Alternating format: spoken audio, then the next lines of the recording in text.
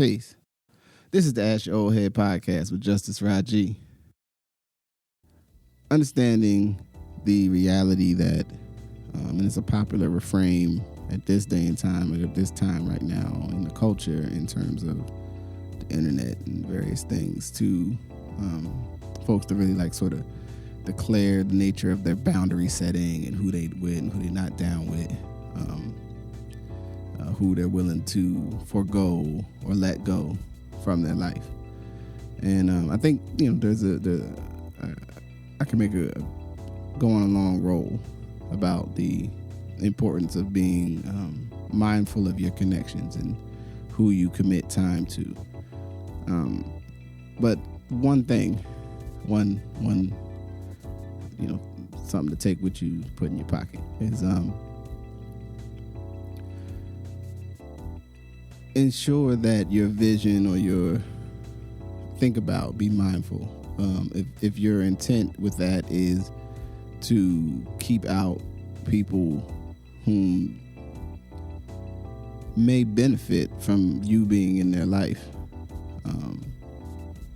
and that, although their behavior may be problematic or their treatment and attitudes may be other than righteous, there may be a benefit for you finding a way to keep a doorway open for them, keeping a space or a place where, within certain parameters, that you can be available and accessible to them. Community is about actually being together and not just theoretically being this entity or body or mass that shares a common thread of line of history or geographical area. And so I with some trepidation, some of us are not really skilled to manage or to know whom needs to really be put on the island, so to speak. And we may be a little too exuberant about cutting people off in this day and time. And also embrace the idea of connecting with people. I had an experience in the last week and a half or 2 weeks or so. And I operate with a very simple idea that I try to do the right thing and be doing the right thing most of the time. That doesn't mean that I'm everybody's cup of tea. It also doesn't mean that folks can assume they understand or know me by a few short interactions, or maybe where they seen me speaking or what have you, and that sometimes you need to sit with somebody and you may realize that they're not who you thought they were.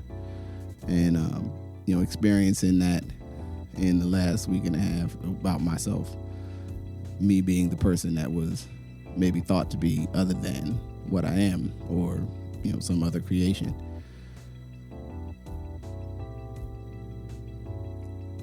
I could have approached that engagement hostile or with a hostility, but my preference is to approach those type of interactions with an open door to say what you think, say what you feel.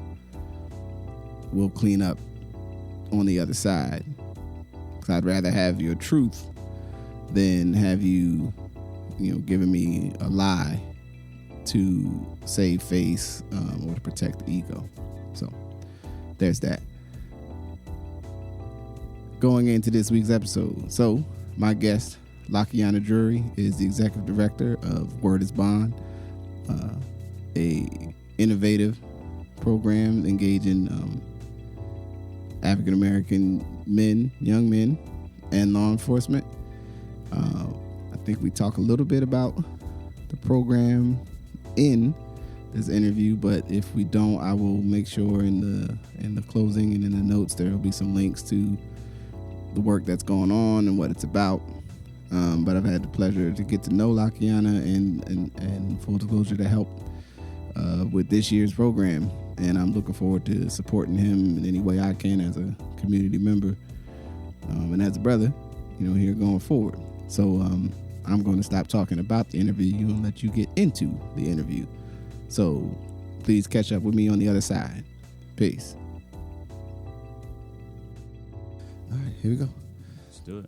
Peace. This is the Ask Your Oldhead podcast with Justice Rajee.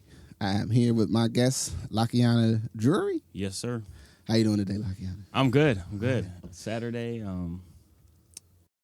keeping it cool with a lot of things, just kind of taking it light today. Okay. Trying to find that work-life balance. Yes, sir. So we'll just get into it. Anybody or anyone you just want to give reverence or respect to before we get into the interview? Yeah, I'd be remiss if I didn't shout out my mom, Teresa Drury, my dad, Habibi Toma, my brother, Nigel, my sister, Makiba, you. Oh, thank you. I appreciate it. Cool. So I'll just go right in as I like to. Can you give me just a standard or a principle, something that you try to live by that improve, or it's a part of how you try to move through the world? Let's see. Principle that I try and move through the world with. I would say it's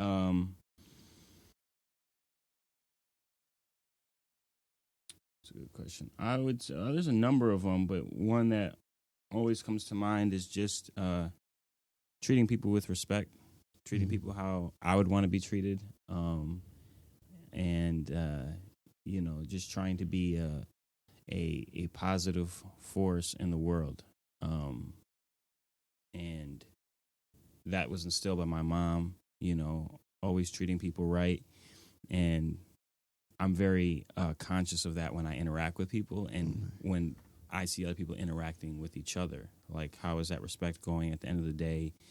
Differences with anything else that might happen in this world. And there's a lot of stuff that goes on, but I always try and bring it back to being respectful, having respect for myself, others having respect for themselves, and treating people, no matter what happens and how they respond to me or react to me, treating people with respect. Right. So is there any story or anecdote, something that has occurred in your life that kind of helped crystallize that as a rule for you, or just something you'd like to share about it? Nothing in particular stands out other than just like how I was raised by my mom. I come from a single parent household, so not that necessarily would influence that, but when I think of people who shaped and molded me, she's definitely the one that sticks out in my mind. I'm, if you know my mom, you know me, basically. Like everybody just says, I'm like another version of her. So, and it wasn't anything particular that she said, although she would, from time to time bring it up. But it's just by, watching her and seeing how she moves and how she treats other people, and just how she wanted us to interact with other people. And, there was just multiple ways that kind of came out. All right. Thank you. I always think about respect and starting with respect, in like that, the way we enter into an engagement, right? If there's a level of respect, that usually you're more likely to get that positive outcome, hopefully. Right. I mean, and even sometimes in a tough situation, if there's some way you're just demonstrating, like, I'm coming at you about this because I respect you, right? As opposed to maybe in another fashion, it tends to be something that, at least in normal, everyday people interactions, tends to go better. Right. Right. And when I also, now that I'm thinking about it too, is also like respect for our family too, right? Like I was always a representative of my mom and our family, and so that's always been like in the back of my mind whenever I would do things. Like when I'm out in public, like I know it's reflecting back on them and on her, and so I always want to be able to be a good reflection of her and represent her to the best of my ability. So that also played, and I can just think of like a lot of little instances when I was younger. Like I would do things, I would go to a catechism class, not because I wanted to go, but because I had so much respect for her and she wanted me to go. So I would do that. Or, how I talked in class or at school. Like I never, there's this, so, when we were younger, like sagging your pants was a big thing. And I didn't do it throughout all my school career because I just know that it didn't reflect on how my mom raised me. And so, like, it was something I could never do. And when I've grown up a little bit more, like I've been able to kind of relax out of that and kind of still find like my own self-identity in there. But at the end of the day, like it always comes back to that and representing for her. All right. Peace. So, second question. Relationships, broadly defined.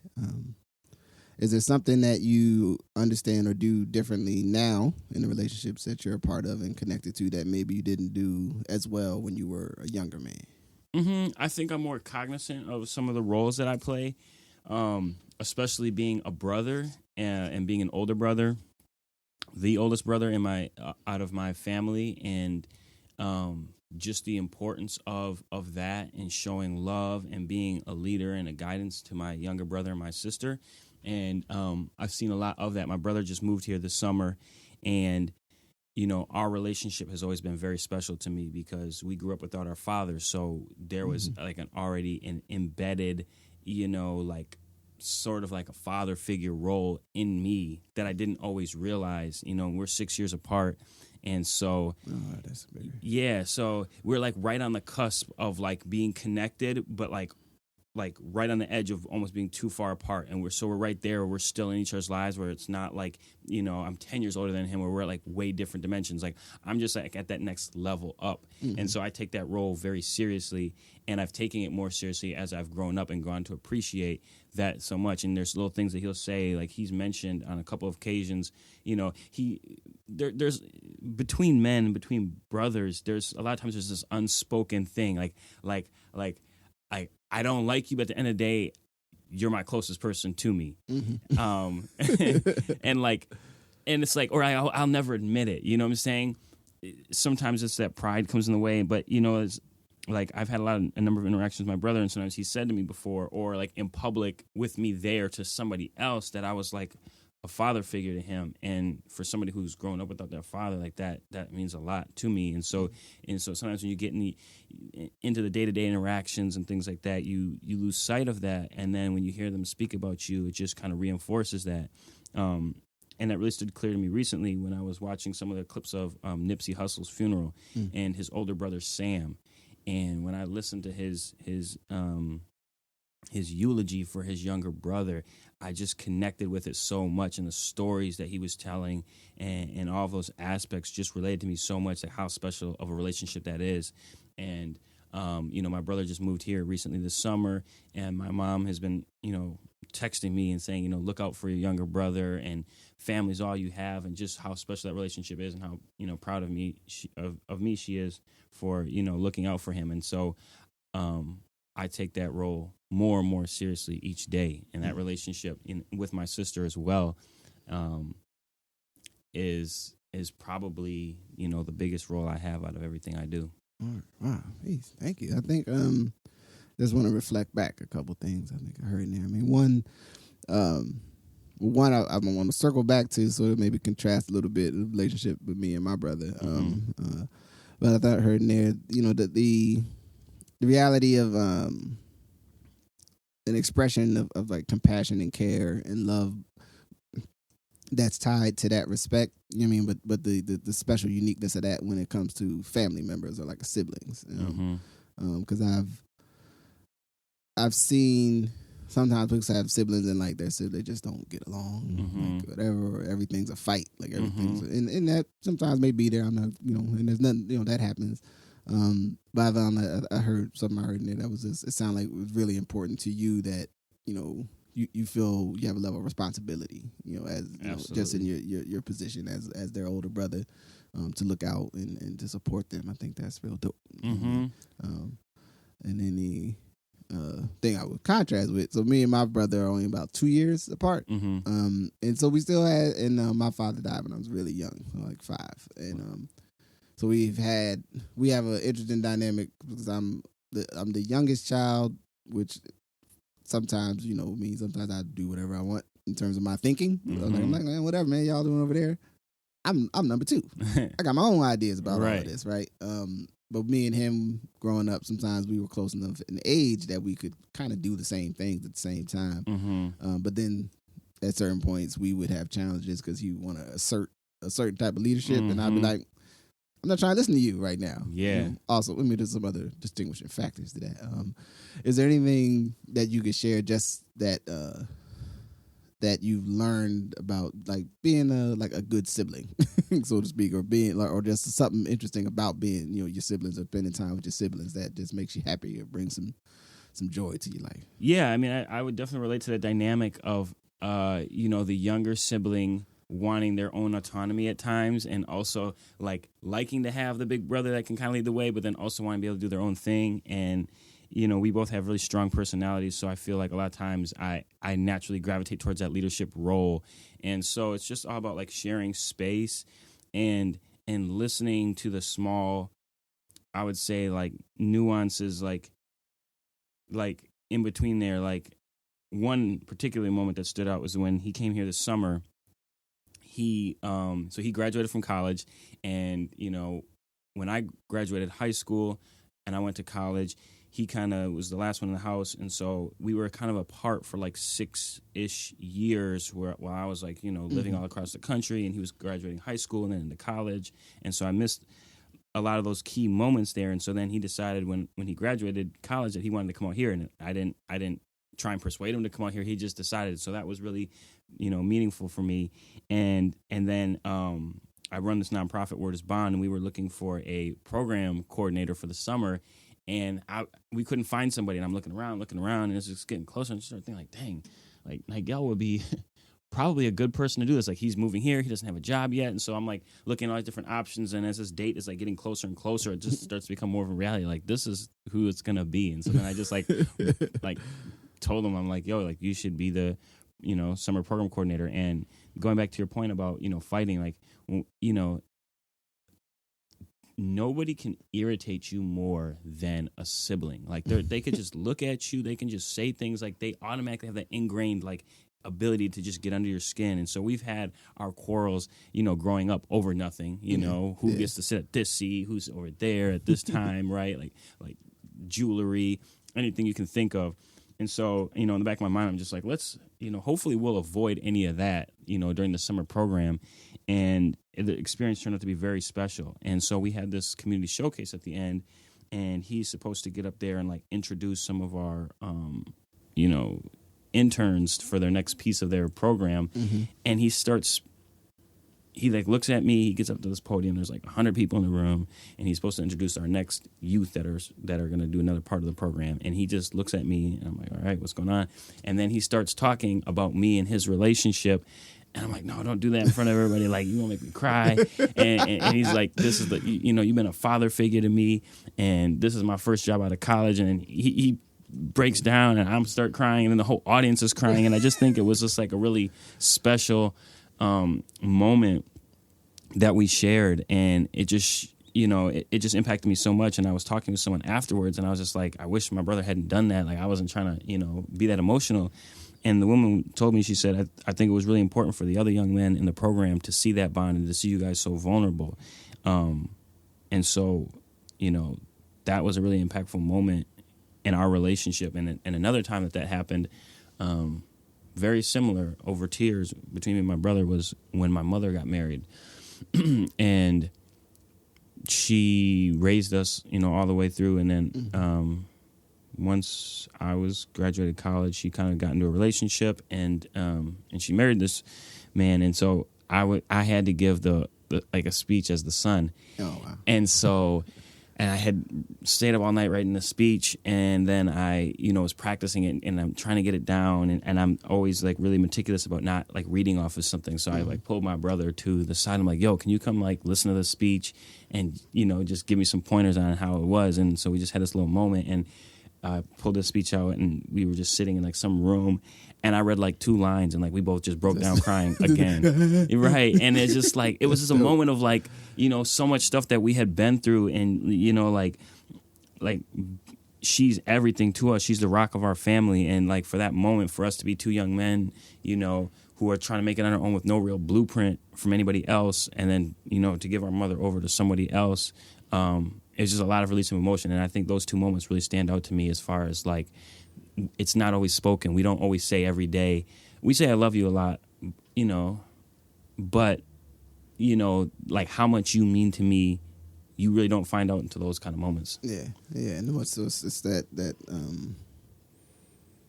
I mean, just to share something similar, not similar in the terms of how important that moment is, but my closest friends and my brothers that I'm closest to don't live here. They're in Pittsburgh. They're on the other side of the country, and so the moments when we can get together, are usually, especially now as I've gotten, we friends and been connected to each other going on 20 years, right? Plus 20 plus actually, maybe 25. Wow. So in any event, last summer when I went home and went up top to show and prove, I was driving home back to my mother's house from New York after leaving them, so we on the phone and I'm doing stuff and listening, and I'm just reflecting on the trip, on the things we did that weekend and pictures we took and the podcast I taped and some other stuff. Mm-hmm. And I'm driving and I just started kind of right, like my eyes started welling up. I was like, I'm about to cry. Right. All right, let's go ahead. I'm gonna go ahead and let it roll. You know what I mean? Because I was that happy. Yeah. And I think it's good for young men to see and to know absolutely. That, like, you can feel that strongly about your physical brothers and your siblings, and you can also feel that strongly about your friends and people you've had long relationships with. And it's all right. It's okay to feel that strongly and to care about them and to think about them. Right. Right. You know what I mean? I think sometimes it's almost. It's not highlighted that we have that depth of emotion. Like. And it's not validated in society either. Yeah. You know what I'm saying? So for us to be vulnerable, I can't tell you how many walls and barriers I have within me in my ability to show emotion. So that's something that's transformed over time, is how do I be more vulnerable? How do I, as a man in a society, as a black man especially, like not being able, it's not acceptable for us to be emotional. And so, like, how do we show that? And so that's something that, as our relationship develops and relationships with other people, like my sister and my mom, like, how do I show that emotion? How do I be affectionate? How do I, be a source of both receiving emotion and giving it? All right. And I think, thank you. Mm-hmm. And I think it's timely, and I want to come back to it, just like what's happening and with like Nipsey's passing and stuff. But I want to do the question. I want to come back to that thought, because I think this is tied right in, to what's happening, I guess, around us at this moment that we're taping this today. So my last, major question that I always ask, and then we'll come back to that point, is what's just something that's really important to you right now in your life, like just something that's a significant thing or activity, whatever. I would have to say, without a doubt, it is Word is Bond, my nonprofit that works with young black men in law enforcement. I moved here 3 years ago, and a lot of people ask me, like, how do I like Portland? How long am I going to be here? And my answer always centers around that and the work that I'm doing with this organization. My mom has a quote, and she says, "That which you are seeking is also seeking you." And I've bounced around the world, from D.C. to Las Vegas to New Haven, Connecticut to Beijing, China to Philadelphia, and then to here, all on this just path of self-discovery, like finding out who I am, what I want to do in this world. And I went to Philly because it's a predominantly black city. I want to say it's got very deep historical roots to the black community and just the country in general. And that opportunity, the school I worked at, didn't end up working out the way I wanted it to. And so I moved to Portland for a number of different reasons, one of which was not the fact that it was very diverse. So when I came here, it was just kind of like, my philosophy is always just, like grow where you're planted, which is another one of my mom's quotes, and just kind of like take that leap of faith. And so I just came here. And then after my first year of teaching, this opportunity presented myself to be a part and help found and lead this organization that would eventually become Word is Bond. And it came out of nowhere, like the best things in life do. And it was like, if I could have willed an opportunity into existence, it would have been Word is Bond. And so I feel like it was meant to happen. Like I was seeking something, an opportunity like this in the world, and it was also seeking me. And so, there's not a day that goes by that I'm not thinking about the young men in the program, which are at my heart. And then, just expanding the program and and trying to make a difference in the city, you know, working with police and working with young black men, and my own journey of, you know, discovering my own blackness in the process. And so it's something I'm passionate about and has so many different avenues to it. I'm a thinker, a creator, a dreamer. And so I'm always thinking of new ideas like podcasts and apps and trips to Africa. You know, like I'm always getting inspiration and I'm always thinking of new things. And so it just gives me so much opportunity to put my passion in so many different ways and avenues. And it comes at such a point in my life where I'm ready to start digging in on some real work and, you know, and finding, you know, my true calling. And so, yeah, I'm excited about that. Yeah, well, I'm happy to, I'm going to say full disclosure, to be helping you here with getting this summer's program set up. And, you know, it's, as I like to say, there's never enough activities for young people, right? Because sometimes people go, well, like, oh, we just need one thing, or we just, like, no, we need everyone that has something to contribute. We need 10 different programs, because there's enough kids and young people that need to be involved in something, that we need people that want to teach, want to create a space for them to learn, to make those spaces. You know what I mean? So that's why I'm really excited, you know what I mean, about the program, but also helping you, you know, bring it together. Yeah. Because I mean, I really tell people, you know, I grew up in the 80s, late 80s and early 90s, and I didn't have any after school programs. The only summer camp I went to, we had to pay for, and once I was old enough to not, like, basically to be by myself and not burn down the house, that was the case, right? You know what I mean? So, and, you know, and sometimes that's cool, like that. Sometimes that works out totally, at least in my case, I say it more or less worked out totally fine. I didn't kill myself or burn down anything or what have you.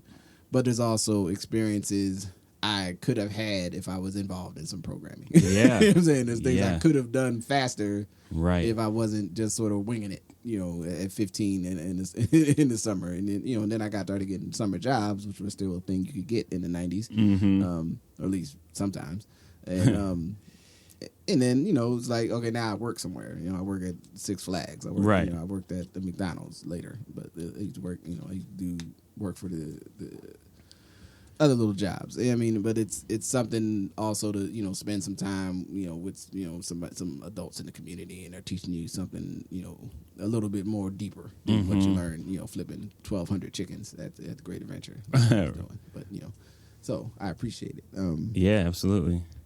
Is there any particular facet of the program that you would like to share? Now, by the time this episode airs, you know, it'll probably be a little bit before the smoking is actually going to start. You know what I mean? But just, you know, in terms of a reference point for you. But is there anything about the program that you would want to make sure, like, people know about that's important to you? It's our third summer doing it. We've got a amazing theme this summer, I Am Somebody, which is a theme that's I've had in my mind and used in multiple different capacities over the last 7 years, but it just comes back to this idea of, like, you know, my right to exist and my uniqueness in the universe. And I'm really excited about that. And just all the other components that have been coming together, the steering committee, really being intentional about having officer engagement this summer, putting together a podcast, the app. But at the end of the day, what makes it most special to me about all of this is the opportunity to bring together so many different people, not just for the program, but for their own enrichment and development as individuals. You know, like, all the people who are on the steering committee, they get to come in and learn from each other. I get to learn from all of you guys. We build deeper bonds. We impact the community. The youth get to be a part of it. The community benefits. And so I want to just take this model and the experience that I have with Word is Bond, however far it goes and whatever direction it takes, to just kind of use these experiences to model, to make other opportunities like this, to bring people together, that everybody, it's like we're assembling a piece of IKEA furniture, and everybody gets a hand in the instructions and put something together. And, you know, I love when I'm sitting in a meeting, either one of our steering committee meetings or a meeting with youth and police, and like I see people having a connection, and I just get so excited because it's like that's what it's all about, like new people meeting each other or learning, especially people who think they have like completely opposite differences. Like there's no way that I could connect with this person, and just at that moment, like yes, like this is what it's all about, like seeing people connect or share a smile or a laugh or just connect over even the most trivial things. Hey, thank you. I couldn't have said it better. Yeah. So I wanted to circle back to that piece because I know you had this week, or I don't know if it was yesterday, that you had I don't know if that was some of the Word is Bond group that got together to go to Stupid Burger, no, or just brothers. Just some brothers. Okay, word up. And that y'all got together and went to a local business. Yeah. And broke bread together just in honor and respect for Nipsey. Can you tell us a little bit about that? Yeah, I mean, the death of Nipsey Hustle has been just very impactful and awakening on many different levels to me, and I think our community as a whole, just in the hip-hop community, of just in terms of like what it means to be a community leader, the importance of hip-hop, violence in our communities. It's just touched on many different levels. And so, if you go on social media in the days following, it was everywhere. People were talking about it. The youth had their own, ideas about it. Older people and reminiscing about Pac when he was shot and killed. And so one of my friends was like, we should go and support a black business and kind of just talk about Nipsey Hustle and just kind of celebrate his life. And so I just kind of took the idea and ran with it and just basically hit up every brother of color I knew, and women too, although for some reason they didn't show up, but it ended up working out as it did. But we just wanted to patronize a black business, and we wanted to specifically, think about like how people are investing in our communities the way that Nipsey Hustle did. And so, we wanted this, just bring together some fellowship. Like it didn't have to be all about just Nipsey, but, just trying to bring people together, think about community ideas, think about what we want to do. Because I talk to so many people every day that have these, different ideas about changing things and apps and businesses they want to open. And so we just kind of came together. And, what I think was really powerful about it is the fact that most times when you ask people to come do something, you got to hit them at least a week in advance. Yeah, yeah. There was not one person I texted that was not available to show up, that didn't make it out there and was like, yeah, like, and so it just showed that, like, our community wanted a place to gather, wanted a place to express our feelings, wanted a place to just celebrate somebody that really flew under the radar until his passing. And it was just a really beautiful moment, and people came in and they saw us, and we were writing on this poster board and just writing our thoughts on Nipsey and just like what we wanted to see for the community. And it was just a really good feeling. We just shout out to Stupid Bird, because I had my iPod and they let us just plug it in and like play his music and just kind of like just celebrate life. And we're all young and trying to make a difference in our own lives and in the community, and it was just a really beautiful moment. So. It was dope. I mean, it was dope just to when I saw like the pictures that you posted of being over there, and generally, I don't know if you ever got to go to the marathon, to the shop down there. I went a few years ago when I was in LA for a conference, and no, that wasn't for. It was before. I would later be in LA for a conference, but this was maybe 4 years ago now. And the thing that I saw, and kind of circling back, and why I wanted to hold that to sort of that outpouring of emotion piece that I noticed, that I felt when I went to the shop then. He wasn't there. I believe his brother was in the shop, and it was, some other cats, some other, people folks working, But I got the feeling that, one, this is our place, right? We're holding this space, as, from this neighborhood, Wapty-Wamp. But also we're trying to build something that is reflective of who we are, but could be connect to other people. And it's down the way, whatever that means. People, like, it's not like you go and it's like, oh, this is just like a residential shopping area. Like, right. It's in the neighborhood. You know what I mean? Like, and everything that comes with that. Right. The good and the bad. Yeah, but it was no sense of like unsafety, or like, I'm in danger being down. Right. It's like, nah, like this is our shop, but you're in our neighborhood, right? So come through, this thing is beautiful. And then make your moves. And so when I had got word, and one of my brothers that texted us, and it was heartbreaking. But the way people have poured out to me, speaks to like that when you're doing something good, there are a lot of people looking. You know what I'm saying? Like that you may not know how many people are looking right now. Now his being that he was in entertainment and he was actually about to make that transition entertainment wise, where he was probably about to move out of just being known to like people that were really into hip hop or certain things. So that's a part of it too. Yeah. But it's also that thing of trying to remind young people that like when you're really out here doing something good for your neighborhood or good for people, like you don't know, like people are oh, I see, all right, I see you over there. Yeah. I don't know exactly what you're doing. Right. But I see you over there. Right. You know what I'm saying? And that, so keep going. Like do that. Lean into that. And I think I don't always think that everything happens for a reason. I think sometimes there are tragic accidents that happen that shouldn't have happened. But when I look at Nipsey's death,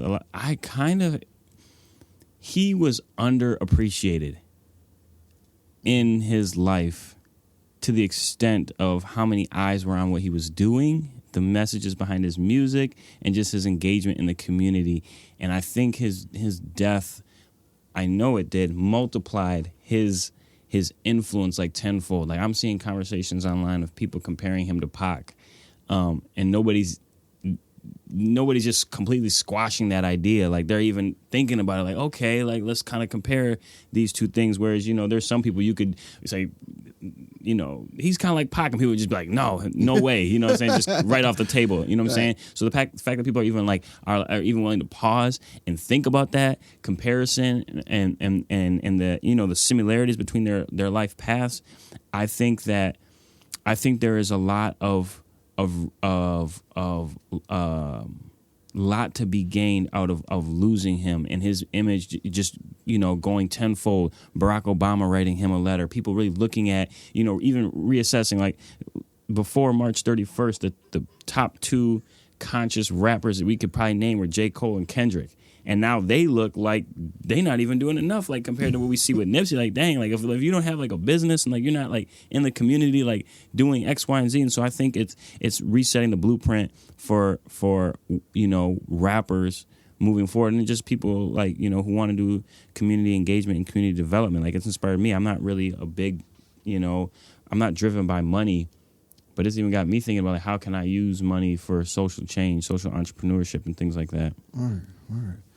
So we're getting close to the wall. Yes, I want to get us out on. Thank you for those thoughts. Absolutely. It's been my closing conversation has been: can you share or think about either like a record, maybe a music, a song, or a movie, something that you looked at one way in the past, and now when you look at it today, you feel differently in some way about it, positive or negative, anything that comes to mind.